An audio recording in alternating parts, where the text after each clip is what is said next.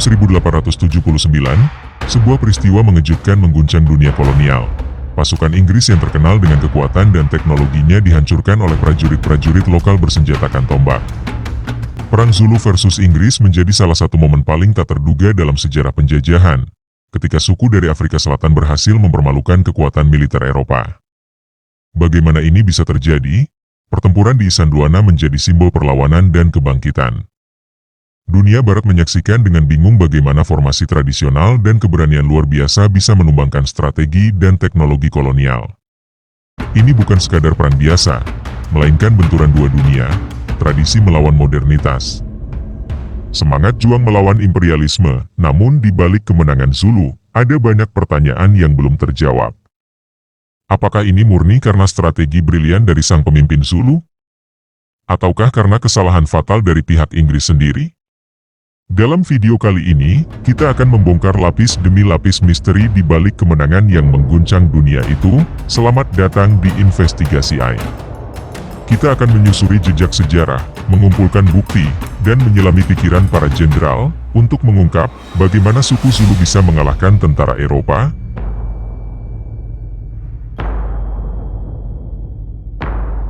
Perang Zulu-Inggris pecah pada Januari 1879, di tengah ambisi Inggris untuk menguasai Afrika bagian selatan. Mereka menganggap suku Zulu sebagai ancaman bagi stabilitas koloni mereka, khususnya di wilayah Natal dan Transvaal yang baru saja mereka kuasai. Alih-alih berdiplomasi, Inggris memilih jalur militer. Suku Zulu saat itu dipimpin oleh Raja Cetshwayo, seorang pemimpin kuat yang mewarisi struktur militer dari kakeknya, Shaka Zulu. Kekaisaran Zulu memiliki sistem militer yang disiplin dan terorganisir, meskipun masih menggunakan senjata tradisional seperti tombak dan perisai kulit sapi. Tapi jangan salah, strategi mereka tidak bisa dianggap remeh. Sementara itu, Inggris datang dengan rasa percaya diri yang tinggi. Mereka menganggap perang ini hanya formalitas. Dengan senapan Martini Henry, artileri, dan pasukan terlatih, mereka merasa tak mungkin kalah dari pasukan tombak. Namun kepercayaan diri itu menjadi kelemahan. Perang ini bukan hanya benturan fisik, tapi juga perang ego dan rasa superioritas. Inggris melihat Zulu sebagai bangsa primitif, dan ini membuat mereka meremehkan lawan. Sementara Zulu, dengan semangat membela tanah air dan rakyat, bertekad untuk mempertahankan kemerdekaan mereka, dan dari sinilah, konflik berdarah itu meletus. Tapi yang terjadi kemudian, benar-benar di luar dugaan.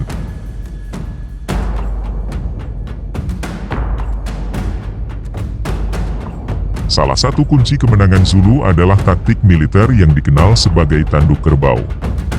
Formasi ini membagi pasukan Zulu menjadi 3 bagian, tanduk kanan dan kiri untuk mengepung musuh, dan kepala untuk menghadapi langsung di tengah. Ini adalah strategi klasik yang diwariskan dari era Shaka Zulu. Pada pertempuran Isandlwana, Zulu berhasil mengejutkan Inggris dengan kecepatan dan koordinasi gerakan mereka. Pasukan Inggris yang terbagi dan kurang persiapan tidak menyangka akan diserang oleh pasukan besar yang muncul dari balik bukit. Zulu memanfaatkan pengetahuan medan dengan sangat baik. Mereka tidak menggunakan sinyal atau komando seperti pasukan modern, tapi gerakan mereka tetap terkoordinasi dengan luar biasa. Ini menunjukkan tingkat pelatihan dan kedisiplinan yang sering diabaikan oleh para sejarawan barat. Di sisi lain, Inggris membuat kesalahan besar. Mereka menyebar pasukan terlalu tipis dan gagal membangun pertahanan yang kuat. Mereka tidak memperkirakan serangan besar-besaran dan cepat dari pasukan lokal yang mereka anggap remeh. Ini adalah kombinasi fatal dari kesombongan dan kurangnya intelijen. Dalam waktu singkat, pasukan Inggris dihancurkan. Sekitar 1.300 tentara Inggris tewas, menjadikan Isandlwana sebagai salah satu kekalahan terbesar Inggris di Afrika. Dan yang paling mencengangkan, Zulu tidak memiliki senapan modern, hanya tombak dan semangat juang.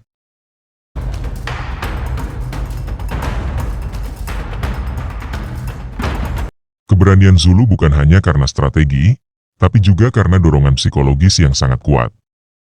Mereka berperang untuk mempertahankan tanah air, keluarga, dan kehormatan mereka. Ini bukan sekadar konflik politik, tapi pertarungan hidup mati. Pasukan Inggris, di sisi lain, adalah tentara profesional yang sebagian besar dikirim dari jauh dan tidak memiliki ikatan emosional dengan tanah tempat mereka berperang. Bagi banyak dari mereka, perang ini terasa asing dan jauh dari tujuan pribadi mereka. Ritual dan kepercayaan spiritual Zulu juga memainkan peran penting. Sebelum perang, mereka menjalani upacara yang meningkatkan semangat dan kepercayaan diri mereka. Dalam budaya mereka, mati demi kerajaan adalah kehormatan tertinggi. Spiritualitas ini membentuk daya tahan mental yang luar biasa. Sebaliknya, ketika pasukan Inggris mulai kalah, moral mereka runtuh. Tidak ada tempat berlindung, tidak ada bala bantuan yang datang, dan musuh datang dari segala arah. Ketakutan berubah menjadi kepanikan, dan pasukan yang terlatih pun bisa lumpuh jika mental mereka runtuh. Perang ini menunjukkan bahwa teknologi saja tidak cukup. Dalam kondisi tertentu, kekuatan semangat, kedekatan dengan tanah, dan moral yang tinggi bisa menjadi penentu kemenangan yang sesungguhnya.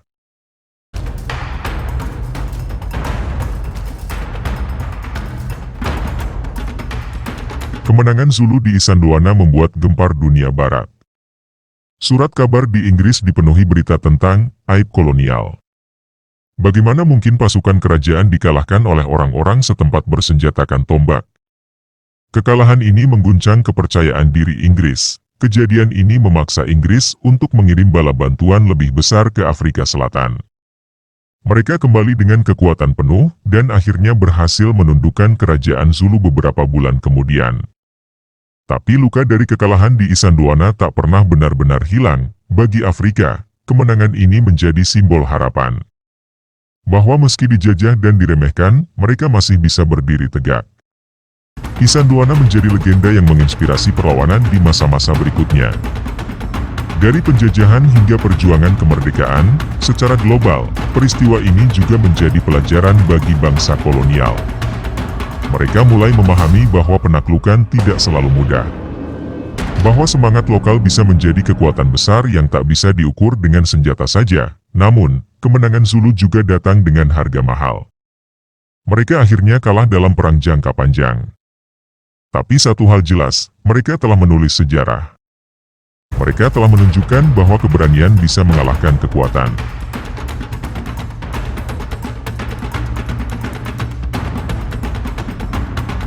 Perang Zulu versus Inggris bukan hanya catatan sejarah, tapi pelajaran penting tentang strategi, semangat, dan keangkuhan.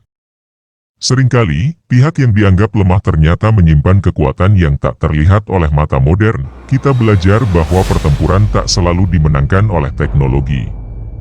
Suku Zulu menunjukkan bagaimana disiplin, strategi lokal, dan pemahaman medan bisa melampaui senjata api dan barisan seragam merah. Kita juga diingatkan akan bahaya dari meremehkan lawan. Inggris membayar mahal karena menganggap perang ini sebagai formalitas. Dan pelajaran ini terus relevan hingga hari ini, baik dalam konflik bersenjata, diplomasi, bahkan persaingan antar bangsa. Isandlwana adalah simbol peringatan bahwa dalam sejarah tak ada yang pasti. Bahwa dalam situasi tertentu, kekuatan kecil bisa menjungkir balikan dominasi global. Dan yang paling penting, perang ini mengajarkan kita tentang nilai keberanian. Tentang bagaimana sebuah bangsa kecil bisa berdiri melawan raksasa kolonial, dan untuk sesaat menang.